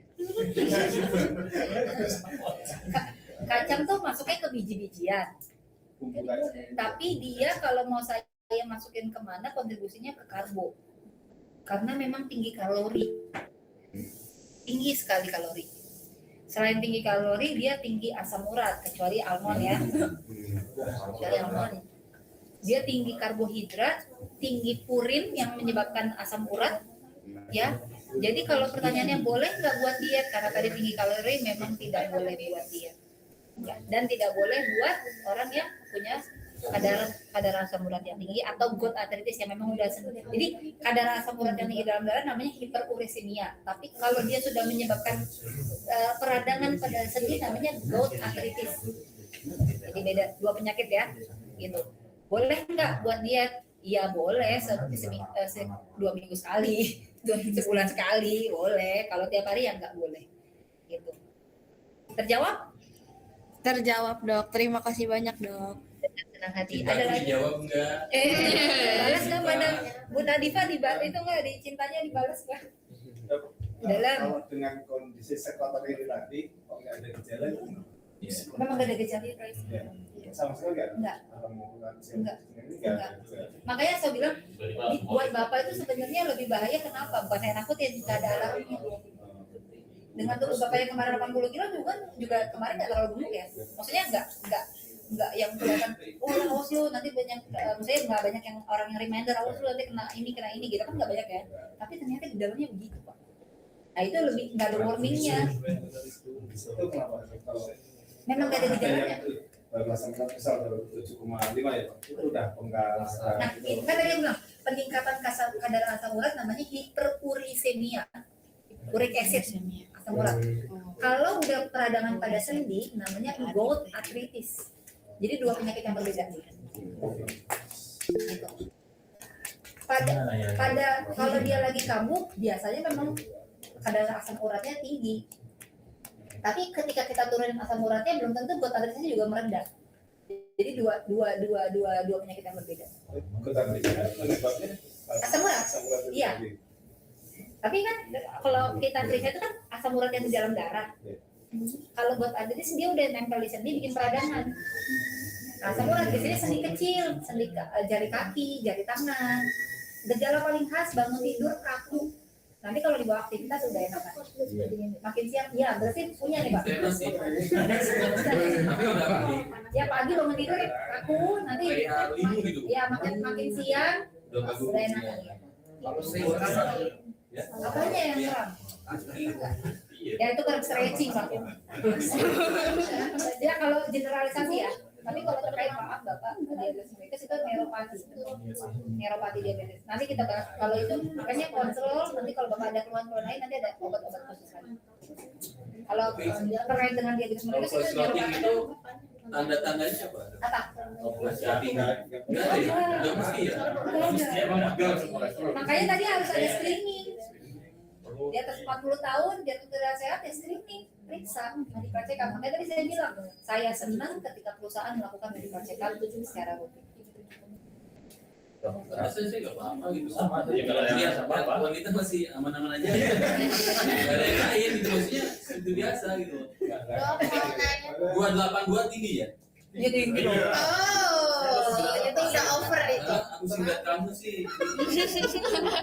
Dok mau nanya. Kalau menyusui itu boleh diet? boleh, Menyusui. boleh. Dietnya adalah dietnya supaya asinya tetap banyak, berat badannya turun, cuma makan protein sama serat, Oh sayur sama. sayur, buah, protein. Jadi nggak makan karbo, berat badannya turun tapi asinya tetap Tapi bagus. boros tuh soalnya kan laparan ya kalau buah boros. Tapi kan Mungkin golnya dua. Kayak benar. Worth it dong, golnya dua. Berat badannya turun, anaknya asinya baik. Katanya dibantu teman, dibantu manual katanya. Terus manual sama suaminya dibantu. Dok, sama mau nanya lagi. Kalau suaminya nggak mau, Boleh sampo. Sabun. Sabun. Sabar, kamu tinggi banget ya menghadapi begini tiap hari ya. Sampai dong. Libidonya tinggi dong. Soalnya LDR dok. Oh alah. Jadi begini. Ya, kalau itu nggak ada obatnya ya Pak. Jangan bilang. Silakan Bapak cari solusi sendiri ya. Terus saya salah dari kami. Izinin aja. Dok, saya mau nanya itu kan salah satu ciri-ciri ya atau tanda yang kolesterol tinggi itu bentuknya suka sakit. Iya, tapi enggak semuanya. enggak. Saya kan juga kolesterolnya agak tinggi ya di 245. Iya, agak tinggi ya. Tinggi berarti. kepala dulu. Terus itu tuh suka sakit juga bener tanggungnya, tapi kalau lagi stres kayak misalkan lagi Iya, stres itu tapi day. karena stresnya bukan karena kolesterol. Oh beda ya. Iya. Bukan karena kolesterol. Iya. Tanggal 20 ke atas ya. Iya lagi. Kamu kerjanya 8 jam duduk kan? Iya. Ya nggak stretching itu. Stiff kaku ininya. Motor boxer. Oh, itu makan bebek. Oke dok, tuh ada yang mau tanya dok. Iya, monggo. Siapa? Bu Vina silakan Bu. Izin bertanya lagi dok. Apa Nah, tuh? tadi kan untuk mengenai makanan sudah ya dok. Sekarang untuk jenis olahraga ya dok. Olahraga apa aja sih yang dianjurkan bagi penderita hipertensi? Ini hipertensi aja kan? Obesitas. Hipertensi, kolesterol dan Kita bahas yang aja. lainnya deh dok. Iya. Ya. Nah, kita bahas. Oke. Kalau dibahas semua kategori lama, kita bahas mengerucut ya. Di atas 40 tahun dengan penyakit kita kan bahasanya dari tadi hipertensi itu penyakit tadi metabolik, diabetes mellitus penyakit metabolik, obesitas penyakit metabolik, diserbilnya dengan penyakit metabolik. Sebenarnya keywordnya adalah 40 tahun. Itu aku belum. 40 tahun yang paling saya takutkan adalah lututnya. Nah, pas banget tuh saya. Dia lagi ya, ini it's true. Ini ya, jadi osteoartritis atau peradangan, osteo artinya tulang, artritis radang sendi. Peradangan pada sendi itu terjadi di atas 40 tahun mulainya. Nah, kenapa di lutut, Dok? Karena lutut itu weight bearing, penahan beban tubuh. Nah, jadi kenapa angka kejadian OA, osteoartritis pada lutut itu akan semakin tinggi, ya. Apalagi maaf dia gendut, akhirnya bebannya tambah besar. Kegiatan waktu mudanya stresor lututnya tinggi, sering main badminton, sering main tenis, Basket. ya, basket pokoknya itu semakin tinggi. Akhirnya mungkin pada dia ada yang 40 tahun udah kena, ada yang 50 tahun udah kena, ada yang 70 tahun baru kena. Itu variatif tergantung tadi yang saya sebutkan ya, karena beda-beda. Nah, akhirnya olahraganya nggak boleh yang stresor lututnya tinggi, nggak boleh apa dok, lari. Oh iya, nggak direkomendasikan Pak. Iya, nggak direkomendasikan. Kalau belum ada OA, monggo masih boleh. Tapi kalau udah ada OA, stop. Saya Bapak mungkin udah ada OA, stop. Iya. Jalan Bolehnya aja. Tapi kalaupun belum ada OA, yang paling tinggi sebenarnya badminton sama sebenarnya yang seperti itu tuh Pak, yang tadi saya sebutin itu bukan larinya yang cedera lututnya tinggi, tapi gerakan spontan. Yang ini. Nah, yang bermainan lah. Iya, iya, itu kan gerakannya apa? Spontan gitu ya. Tapi satu-satu ya. Itu yang resikonya tinggi. Itu rasanya lebih berat daripada kita lari, naik tangga, turun tangga. Jadi kalaupun belum ada OA, saya saranin hindari yang tadi. Nah, sekarang kita bahas lagi, ada sport, ada exercise. Sport itu bukan olahraga, biarpun sport sama exercise di bahasa Indonesia olahraga. Sport itu pertandingan. Tujuannya menang kalah. Ya, adrenalinnya naik, dopaminnya naik, semakin hype ya. Ya, saya mau menang. Resikonya cederanya tinggi. Bedanya sama, contohnya apa tadi, badminton, sepak bola, futsal, padel, nggak tahu saya namanya itu. Ya. Kalian nonton sih. Ya, itu pertandingan. Kalau exercise itu adalah suatu rangkaian, kita bilang sequence, yang disiapkan untuk dilatih dengan tujuan tertentu, melatih otot besar, melatih otot kecil, kardio, endurance, strength, flexibility. Jadi tujuannya apa? Oh, yoga. Saya melakukan yoga tiap hari ya. Oh, yoga tujuannya flexibility, sedikit kalau power yoga ada strength-nya, ada endurance-nya sedikit. Body combat, kardionya yang besar. Body pump, ototnya yang besar. Latihan bebannya. Iya. Nah, gitu. Efektif mana itu? Nah, sekarang tujuannya apa? Kalau misalnya mau nurunin berat badan, kita mau cari, intinya gini Pak, harus ada dua kombinasi itu, harus ada latihan otot, harus ada latihan kardio. Dalam seminggu itu harus ada dua-duanya. Kardio itu yang melatih jantung, biasanya dengan intensitas yang tinggi ya Pak. Ya, ya sepeda statis itu kalau mau nurunin. Nah, tapi kalau otot itu ya paling dominan, yang kalau full otot itu angkat beban. Kalau body pump dia dominan di otot, sedikit kardio. Tapi bisa juga endurance, maksudnya endurance dan kardio bisa. Kalau body combat itu mayoritas kardio, minimal otot. Yoga itu sebenarnya kontribusinya kalau buat biar saya latihan tiap hari Pak. Kalau buat turun berat badan nggak terlalu. Nggak. Tapi buat kesehatan boleh. Yoga nggak terlalu. Ya. Sepeda itu kardio. Kecuali incline Pak. Di apa? Kalau kan sepeda statis kan bisa di kayak mode nanjak. Nah, itu ada ototnya. Treadmill kalau kita treadmill lari doang full kardio. Di incline kombinasi otot. Yang bagus dua-duanya harus ada. Mana yang dipilih silakan sesuai dengan kemampuan dan hobinya masing-masing. Nah, tadi lari nggak direkomendasikan, terus yang direkomendasikan apa dok yang mudah? Memang sepeda, sepeda ada di dinamis, ada statis. Kalau saya rekomendasinya yang statis, apa mengurangi resiko jatuh pada yang dinamis. Ya, gitu. Yang paling bagus banget yang 40 tahun ya berenang. Misalnya berenang 2 kali seminggu, nanti tambah latihan beban di rumah, beli sekarang banyak barbel yang satu step itu udah bisa berbagai kilogram ya Pak.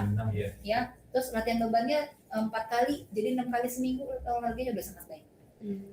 Dok, latihan apa? Lihat di YouTube for beginner, selesai. Ya, tapi kalau menurunin berat badan, kalau badminton, basket itu emang hilang atau dikurangin aja. Nah, kalau saya kan tiap minggu nih. Nah, kalau saya dia nggak menggantikan olahraga, dia nggak setara dengan exercise ya Pak. Boleh dilakukan, tapi itu adalah hobi. Kapan dilakukan? Ya, saya sih rekomendasikan tidak lebih dari 1 kali seminggu. Soalnya kalau udah capek itu akhirnya nggak exercise. Keseringan main bola nggak ada lagi tenaga buat exercise. Ya mungkin kalorinya terbuang gitu. Tapi manfaatnya untuk diet, mungkin buat jantung oke. Ya, buat jantung oke. Tapi sebenarnya yang kita butuhin juga adalah latihan beban. Mungkin Bapak Ibu udah sedikit dengar, ya. Tujuannya buat apa? Jadi tulang kita semakin tahun akan semakin keropos. Tujuannya melatih otot supaya ototnya membantu menopang tulang. Supaya ketika nanti terjadi osteoporosis, tulangnya nggak gampang patah karena ada otot. Jadi yang direkomendasikan itu ya tadi terserah dipilih sesuai dengan kemampuan masing-masing. dengan kesenangannya masing-masing. Kalau saya senang yoga ya saya lakuin yoga. Cuman saya tambahin incline treadmill ya supaya saya ada latihan kardionya juga. Tapi kan di incline itu ada ototnya juga ya. Soalnya saya sebenarnya nggak seneng lari, tapi kan saya harus latihan kardio karena yoga tuh sebenarnya hampir nggak ada kardionya kecuali power yoga. Tapi kan power yoga nggak mungkin saya tiap hari kan. Ya itu saya modifikasinya caranya. Gitu. Kalau di bawah 40 sebenarnya enggak berarti itu aja ya. Itu semua umur ya. Tadi kan di bawah kalau tadi 40. Kalau di bawah 40 bebas Pak. Bebas ya. Mau lari, mau apa, mau tapi sport, tapi tetap tidak merubah di bawah 40 tidak merubah sport menjadi exercise. Sport exercise. Alatnya itu 40 ke atas. Ya, di atas 40 harus tahu diri. Ya, yang kita bahas ya Pak. Tahu diri. Jadi kalau yang itu olahraga atau lah udah sampai ini udah olahraga, ini masa exercise, ini masa olahraga. Intinya kalau sport Pak. Sport pertandingan lah. Pertandingan lagi. Exercise yang kita bilang olahraga untuk kesehatan diri kita ya bukan sport. Tadi.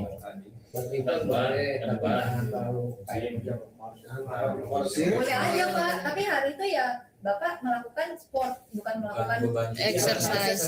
Ya, oh gitu. Beban cicilan yang dimasukin. Dok, ini ada yang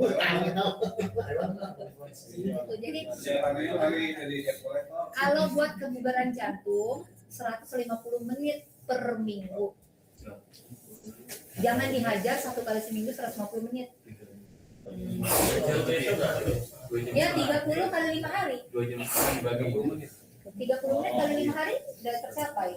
Kalau tiap hari sejam berarti kan udah lewat, udah bagus. Jadi melewati kesehatan jantung ya bisa berarti melewati kesehatan jantung berarti buat pembakaran.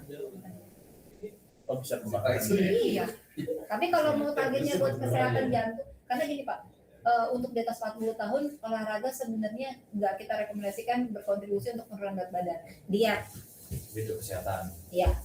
Gitu. Karena ya itu resiko cederanya tinggi. Kita nggak bisa paksain di atas 40 kita suruh body combat tiap hari, kita suruh body pump tiap hari, kasihan. Tapi kalau di bawah 40 ya pasti aku bilang aku jadwalin tuh pasiennya, kamu Senin ini gitu. Kalau di bawah 40 bebas.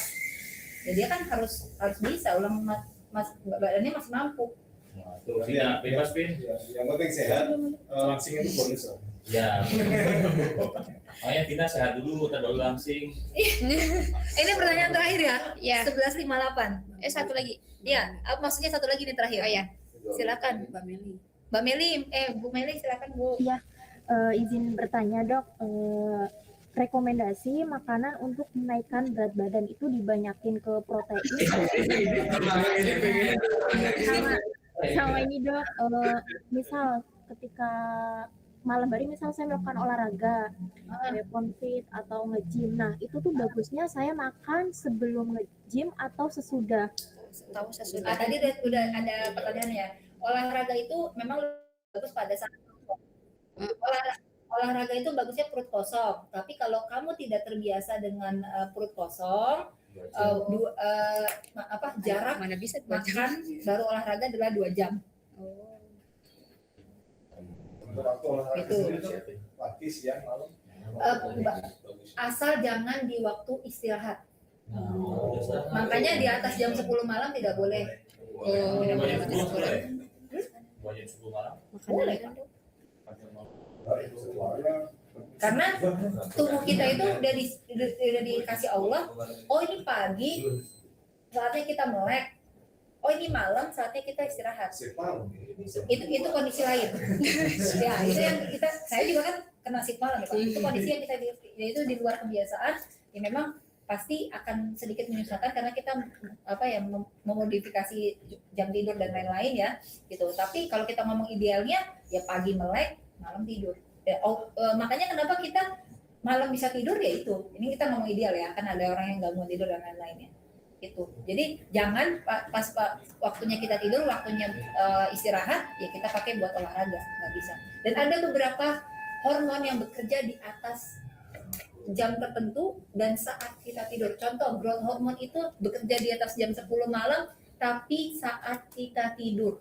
Jadi kalau kita nggak tidur growth hormone nggak pertumbuhan Pak.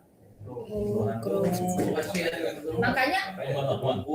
pertumbuhan Kak. Jadi kalau ada penelitian anak-anak kecil yang sering tidurnya larut malam biasanya banyak kasus yang dia akan pendek. Itu kalau buat anak kecil ya. Tapi yang di hormon nggak serta-merta pertumbuhan aja ya buat pengatur hormon di dalam tubuh. Udah kita masa bodoh.